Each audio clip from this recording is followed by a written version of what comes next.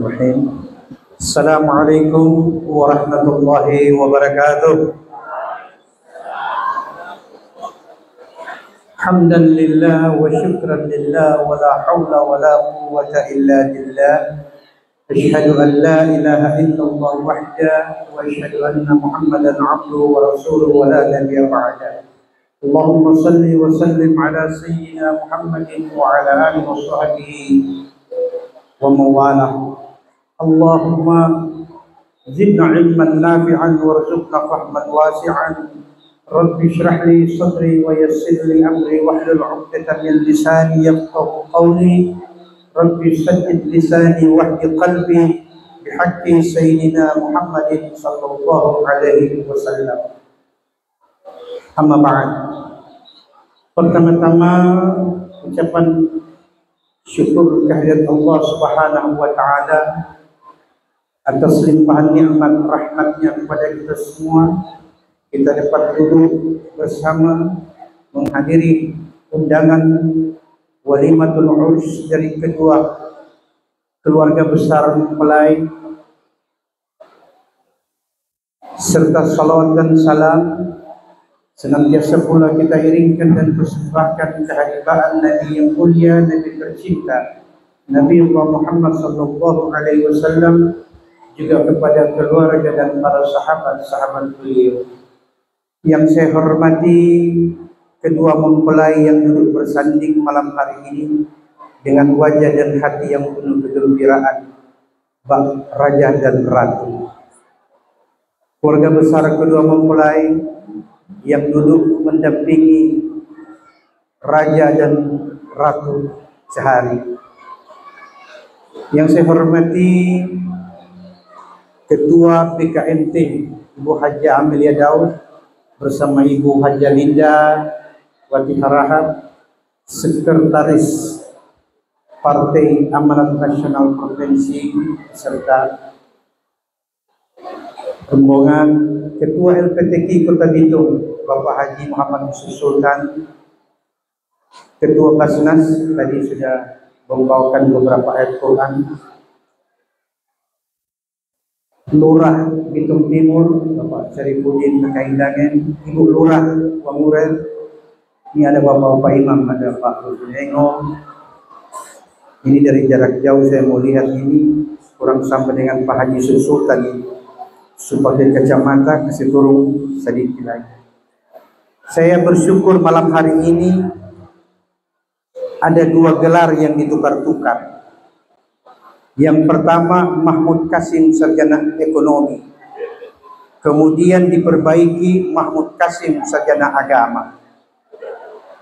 Kalau saya lebih suka menyebut yang pertama SE Sarjana Ekosistem, yang kedua SAG Sarjana Alam Gaib.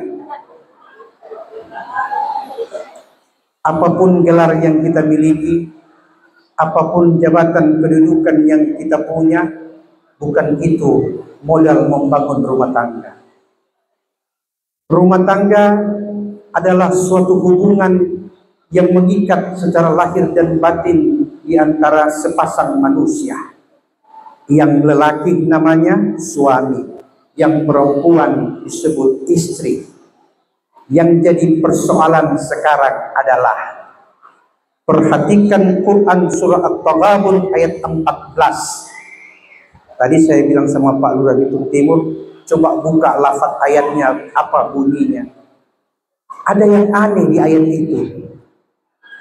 Ayat itu berbunyi, ya ayyuhalladzina amanu, wahai orang-orang yang beriman, inna min azwajikum wa auladikum aduwwun lakum, sesungguhnya istri-istrimu dan anak-anakmu menjadi musuh bagimu. Fahdharuhum, berhati-hatilah terhadap istri-istrimu dan anak-anakmu. Tentu kita bertanya, kenapa istri-istri harus menjadi musuh bagi lelaki atau para suami, dan mengapa anak-anak pun menjadi ancaman bagi ayahnya?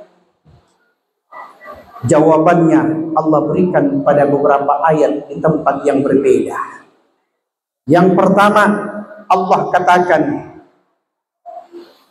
innal ladzina amanu wa 'amilus shalihat sayaj'alu lahumur rahmanu wudda.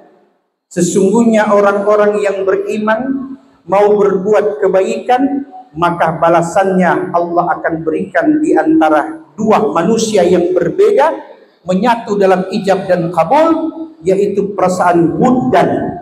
Wuddan dalam bahasa Arab jauh lebih tinggi daripada kata hubbun yang maknanya cinta.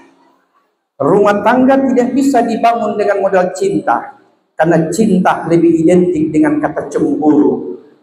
Sedangkan wudda tidak lagi melihat seperti apa pasangan kita. Satu ilustrasi kecil. Suatu saat seorang perempuan, seorang istri dimarahi oleh sang suami. Hatinya luka, perasaannya sedih karena suaminya memarahi dia dengan kata-kata yang menyakitkan. Kesedihan ini pun kemudian dia tulis di atas pasir. Betapa luka hatinya dimarahi sang suami. Namun suatu saat dalam sebuah wisata, mereka berdua di atas perahu. Tiba-tiba perahu terbalik, istri tidak tahu berenang, tenggelam. Suaminya segera menolong dan menyelamatkan istrinya yang akan tenggelam. Saat ia mendapatkan keselamatan disebabkan pertolongan sang suami, ini yang tak bisa dia lupakan. Maka hal yang dia dapati itu, dia menulisnya di atas batu. Suaminya bertanya, istriku, kenapa ketika engkau kumarahi, engkau menulis di atas pasir, dan ketika engkau kuselamatkan, engkau menulis di atas batu? Kata sang istri, suamiku, marahmu, bencimu, kutulis di atas pasir, karena aku yakin dan percaya datang angin dan datang air akan terhapus apa yang kutulis. Tapi tidak ketika engkau menyelamatkan hidupku. Aku menulisnya di atas batu, angin dan air tak dapat menghapusnya. 10 tahun kau membina rumah tangga, hanya dengan satu kesalahan pasangan hidupmu kau melupakan kebaikan selama 10 tahun. Itu bukan rumah tangga namanya. Bisa dipaham? Yang 10 tahun menikah baru 10 jam. Wabillahi taufiq wal hidayah. Belum, cuma tes. Ini ibu-ibu sekarang ini sudah mulai megara. Di atas dorang bilang amin, sampai di rumah dorang WA. Lain kali kalau ada undang jangan begitu Ustaz. Anakku berdua, yang perempuan nan cantik dan laki-laki tampan nan rupawan. Itu tidak salah. Pujian ini tidak salah. Tapi jadikan kecantikan dan ketampanan kalian seperti itu pula cantik dan tampannya hati kalian. Ingat, rumah tangga itu bukan hanya kau dan dia. Rumah tangga ada mertua, rumah tangga ada orang tua, rumah tangga ada yang namanya saudara pasanganmu, rumah tangga ada namanya kakek dan nenek, rumah tangga akan ada anak dan cucumu nanti kelak. Ingat, semua ini akan kau jalani dan kau hadapi setiap hari. Mereka inilah yang harus kau perhatikan dan kau dahulukan. Jangan pernah dalam perjalanan rumah tangga kau berkata, itu kan mengenai pemama, bukan kita pemama. Jangan pula suami berkata, masing-masing orang urus dia orang tua masing-masing. Kalau rumah tangga hanya dibangun dengan dasar ini, saya yakin rumah tangga dijalani dengan perasaan pahit dan sedih. Hormati orang tua yang melahirkanmu, cintai mertua yang membesarkan pasanganmu, dan ingat, di mana-mana saya selalu berkata, ada budi, ada talas, ada budi, pasti ada balas. Birru aba'akum tabarrukum abna'ukum. Engkau berbakti kepada ayah dan ibumu hari ini, niscaya anak-anakmu kelak pun akan berbakti kepada engkau di hari esok. Ingat, apa yang kau tampakkan hari ini di hadapan anak-anakmu, itu yang akan diikuti dan diteladani oleh anak-anakmu. Menghormati orang tua bukan berarti engkau selalu memberi mereka uang. Tidak. Mencintai mertua bukan berarti engkau mencukupi kebutuhan materi mereka. Orang tua tidak membutuhkan apa-apa dari kalian lagi. Kalian bisa duduk bersanding hari ini, sudah satu kebahagiaan yang tidak mereka gambarkan, kecuali hanya mereka menyimpan di hati bahwa mereka telah berhasil membesarkan kalian sampai pada tingkat kalian dipertemukan oleh Allah dalam sebuah ikatan tali perkawinan. Anak-anakku, sebagai suami, jangan lupa untuk selalu menjadi orang pertama yang mengajak istrimu untuk salat 5 waktu. Dan sebagai istri, jangan pernah segan-segan mengingatkan suamimu di waktu sholat subuh, karena suami paling malas bangun sembahyang subuh.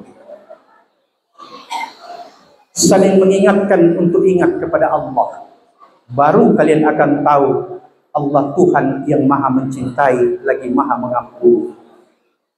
Itu sebabnya kenapa Quran surah At-Taghabun ayat 14 Allah mengatakan, istrimu akan menjadi musuh bagimu, bahkan anak-anakmu pun akan menjadi musuh bagimu. Kenapa mereka menjadi musuh? Karena engkau telah menjadikan mereka lawan-lawan tanpa kau sadar. Kau sakiti istrimu, maka istrimu akan menyimpan hatinya sebagai hati yang luka, tinggal menunggu waktu kapan luka ini akan keluar.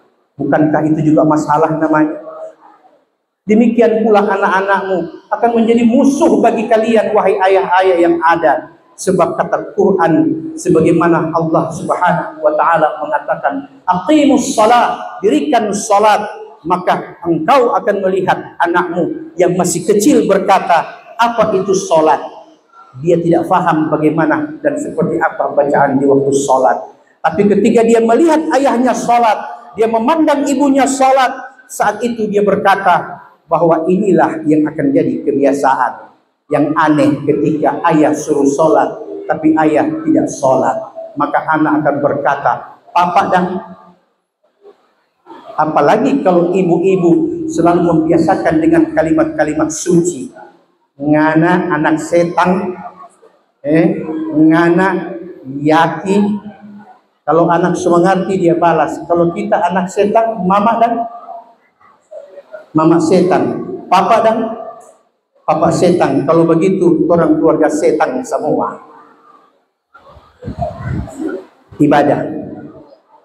Ini modal kalian pertama membangun rumah tangga. Jangan lagi kau bawa cinta dalam rumah tangga, karena pasti kau akan cemburu ketika melihat ada gadis yang mendekati suami. Bawalah mawaddah, yaitu apa? Selama aku percaya dengan pasangan hidupku, SMS gratis, WA salam masuk, status dimanapun itu tidak akan mempengaruhi cinta dan kepercayaanku kepada pasanganku. Itu baru wuddan namanya, bukan sekedar cinta, tapi kepercayaan. Saling percaya, saling mengerti, saling memahami.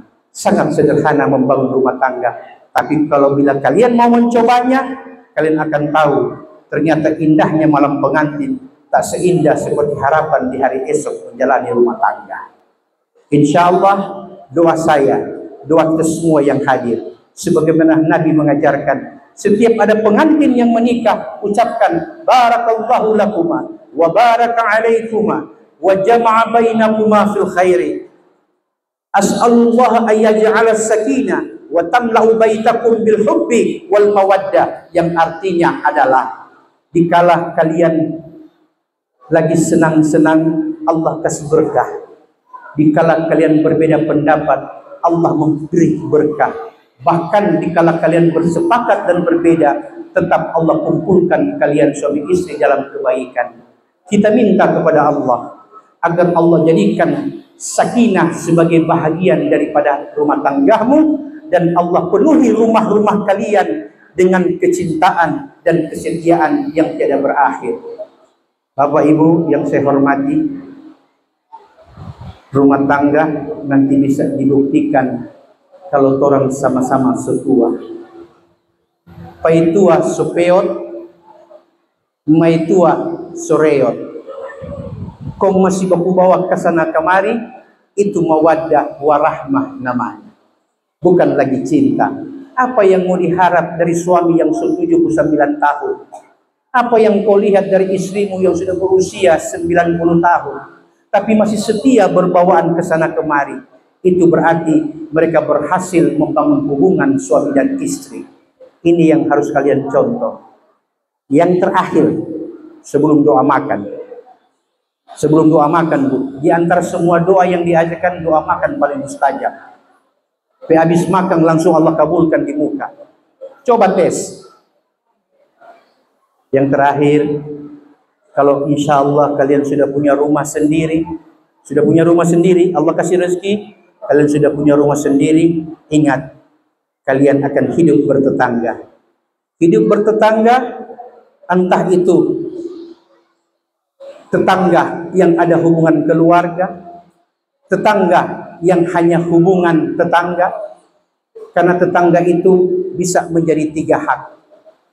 Ketika tetangga yang di sebelah rumah ada hubungan keluarga, maka dia punya 2 hak. Hak sebagai tetangga dan hak sebagai keluarga. Dan bila dia adalah kerabat, maka dia punya 3 hak. Yaitu apa? Hak sebagai tetangga, hak sebagai keluarga, dan hak sebagai sesama muslim. Dan apabila dia non-muslim, maka dia punya 2 hak. Hak sebagai tetangga dan hak sebagai manusia yang harus saling tolong-menolong. Ingat, dikala kalian membutuhkan sesuatu yang emergensi, bukan keluarga jauh yang kau panggil, bukan keluarga yang di ujung mata yang kau harapkan, tetangga yang di sebelah rumahmu lah yang akan memberikan pertolongan pertama. Jangan kau jadikan bahwa saya tetangga. Jangan. Kadang-kadang tetangga jauh lebih indah persaudaraan dibanding saudara. Akan kalian buktikan ketika kalian berbuat baik kepada tetangga. Wabillahi taufiq wal hidayah. Assalamualaikum warahmatullahi wabarakatuh.